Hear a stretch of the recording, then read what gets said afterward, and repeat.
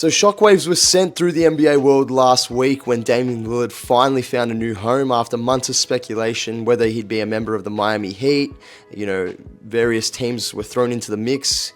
He's ended up as a Milwaukee Buck. He's paired alongside Giannis Antetokounmpo, and that duo is going to be absolutely scary. But in exchange, the Portland Trailblazers got Jrue Holiday and a bunch of other assets. But as you and I speculated, and through the discussion that we had, we believed that he would end up on a contending team and he wouldn't be part of the Portland Trailblazers' future plans, which obviously did take place, and which is the reason why we're doing this video today.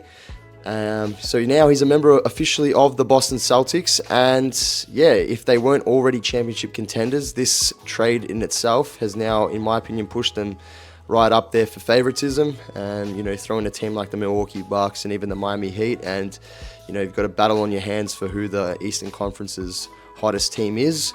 So Marcus, what did you make of Jrue Holiday's move to the Boston Celtics, and does this push them into favoritism for the NBA title? So first and foremost, breaking down the trade, the Celtics received Jrue Holiday, the Blazers would receive Rob Williams, Malcolm Brogdon, a 2024 first round pick, and a 2029 first round pick. So on the Blazers side, we'll just quickly talk about it. Rob Will, you get a guy, he hasn't played over 60 games, and I know Celtics fans love this guy to death, but at the end of the day, you can beg on his potential to be as good as he possibly can be, but if he isn't having a healthy season, this deal was almost needed to be made, and they do lose front court depth, now relying on Kristaps and Al Horford, two guys who I wouldn't fully trust with being healthy one, and Al Horford's obviously getting there in age and close to retirement, so it puts that on hold. But Jrue Holiday, he's an all-star in our league. They probably put together the best backcourt duo in terms of defensively with Derek White and Jrue Holiday, which is scaring for opposing teams. But with the loss of Rob Will, Luke Cornett, Al Horford, and Kristaps are going to have to take that load, and not one of those guys are really interior presence out there. Besides Al Horford, to somewhat of a degree, I wouldn't fully trust him though, especially at this age. So my first question for them, what do you do now? Do you sign a guy like Bismack Biyombo? Do you sign a Dwight Howard, a DeMarcus Cousins? Take a chance on a guy like Vernon Carey? Personally, I just don't think they have the front court depth to compete with Giannis, Brook Lopez, and the Milwaukee Bucks, but that is for a separate video. But in terms of the Jrue Holiday fit, he is a guy who can adapt to being that third star. He's done it in Milwaukee with Chris Middleton and with Giannis, so there's no reason why he can't do the same with Tatum, Brown, and you could even argue Porzingis. I think he kind of fits their team perfectly. It's someone that they've had their eyes on for a while now, and they finally got their guy, and they're heading in the direction to where, to me, it's either the Bucks or the Celtics. I think Miami are kind of out of the race for the Eastern Conference Championship, but what did you kind of make out of Jrue Holiday's move to the Celtics? I think it's a great move. I think it needed to be done, especially with, you lose a guy like Marcus Smart, former Defensive Player of the Year, a heart and soul player of that team, led green and white.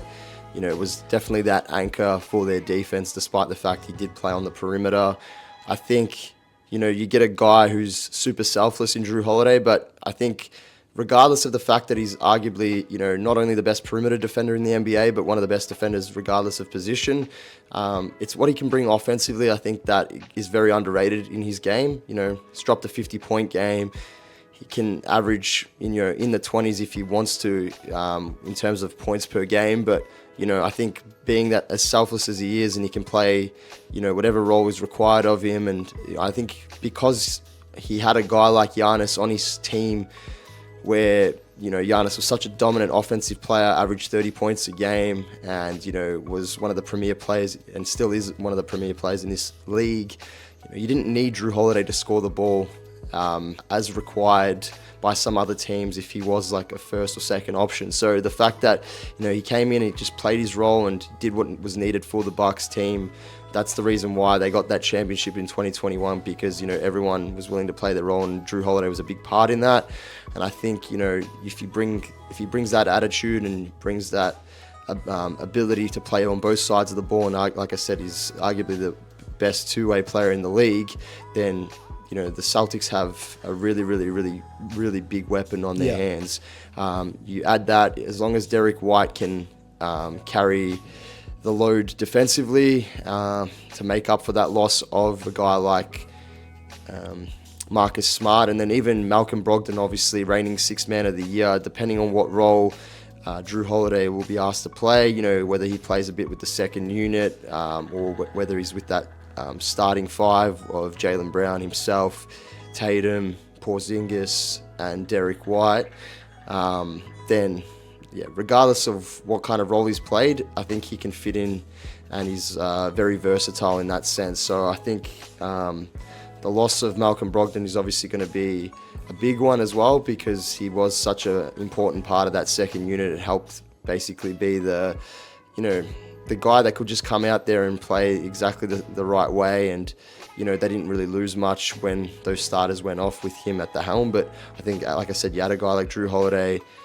can do it on both sides of the ball. I think he's very selfless. He's not going to come off the bench, obviously, but in terms of what he can do for that team, I think it's really important. And I think the only question mark, and like I said, the only downside was losing Brogdon, and obviously losing that front court depth with Robert Williams, especially with Kristaps Porzingis and the shortcomings that he has in terms of staying healthy, and the question marks about whether he can play second fiddle to guys like Jaylen Brown, Jason Tatum, and even a guy like Jrue Holiday.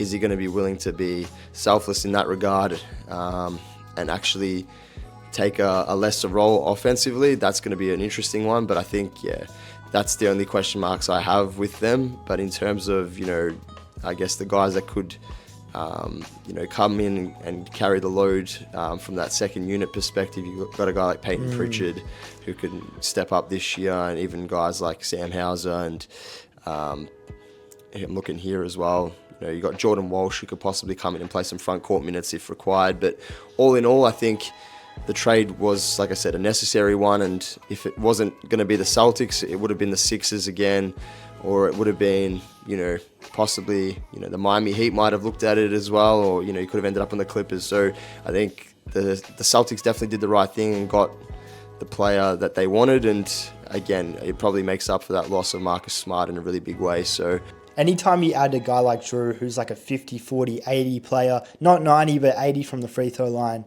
it's always a win. I think he complements Tatum, Brown, Porzingis, all those guys extremely well. You couldn't have a better complementary star to add to any core who's not necessarily going to take away from their stars.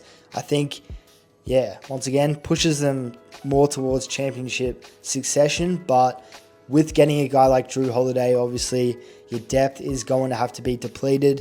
And you're spot on with that Peyton Pritchard call there, because his minutes are certainly going to increase. He's finally going to get his chance.